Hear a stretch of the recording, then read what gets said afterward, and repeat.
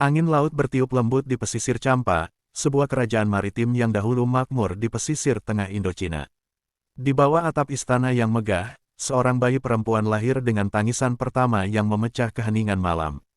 Bayi itu diberi nama Putri Darajingga Champa, sebagai lambang harapan bagi aliansi lintas samudera.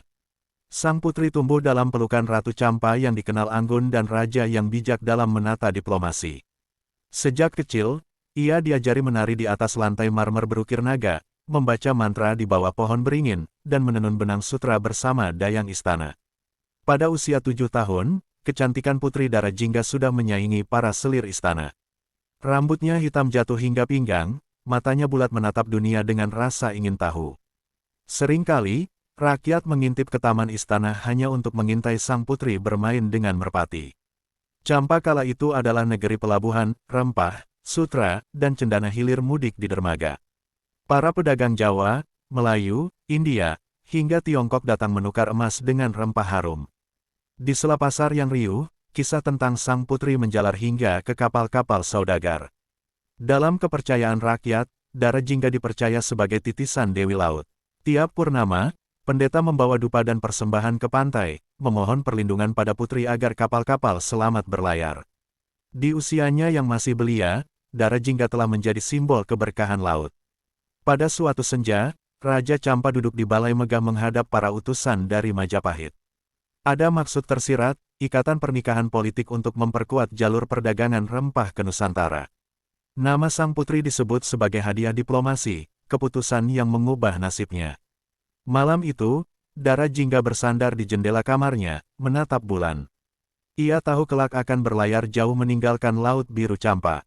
Tapi di dadanya tumbuh tekad, kemanapun ombak membawanya, harum mawar Champa akan tetap mekar di negeri asing.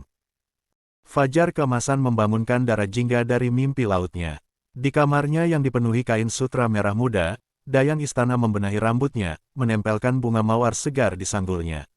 Hari itu, sang putri diarak ke pelabuhan untuk dilepas rakyat Champa dengan doa dan air mata.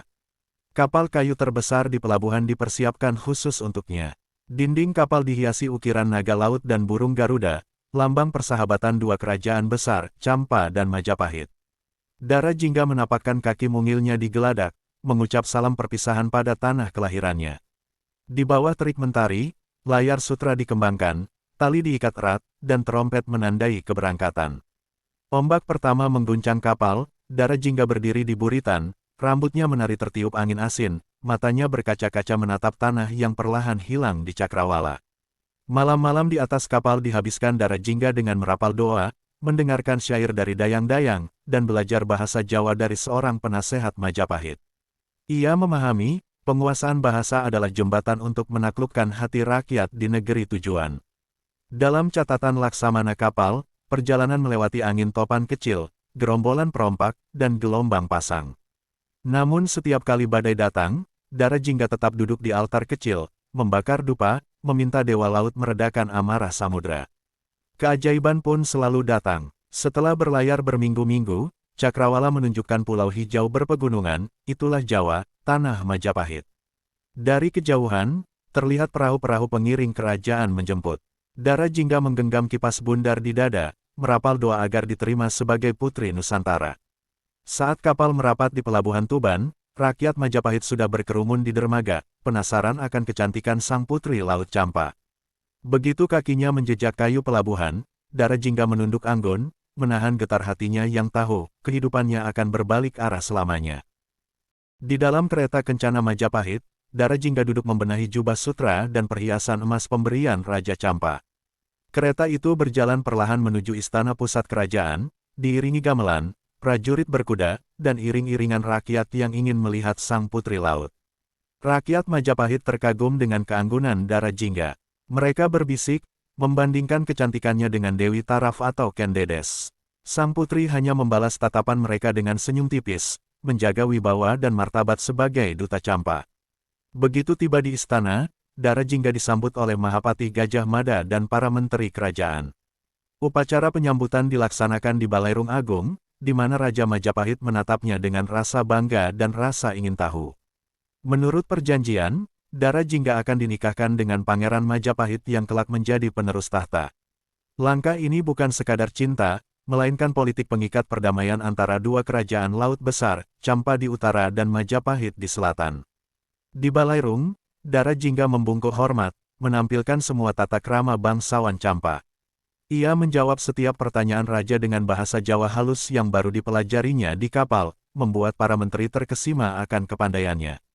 Rakyat bersorak memuji, Putri Champa bukan hanya cantik, tetapi cerdas dan sopan. Sejak saat itu, namanya mulai menembus catatan sejarah Majapahit, disebut sebagai permaisuri asing yang membawa harum diplomasi dan menambah warna budaya di keraton.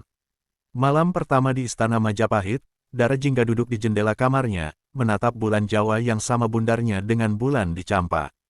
Hatinya setengah rindu, setengah berharap semoga lautan tidak memisahkan cinta dan tanah airnya di kemudian hari.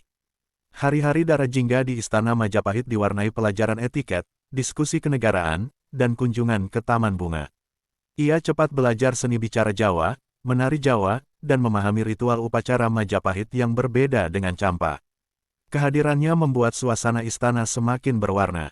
Para putri keraton menirukan gaya berpakaiannya, kain sutra tipis bermotif bunga dan tusuk konde berhias bunga mawar merah muda. Dara Jingga pun tak pelit membagi rahasia kecantikannya pada Dayang dan putri lain.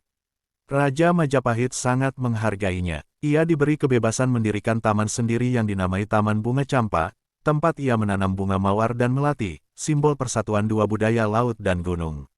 Di taman itu ia sering menulis syair rindu pada tanah kelahirannya. Setelah bertahun-tahun, Dara Jingga resmi menjadi permaisuri. Ia melahirkan seorang pangeran yang kelak menjadi penghubung darah Champa dan Majapahit.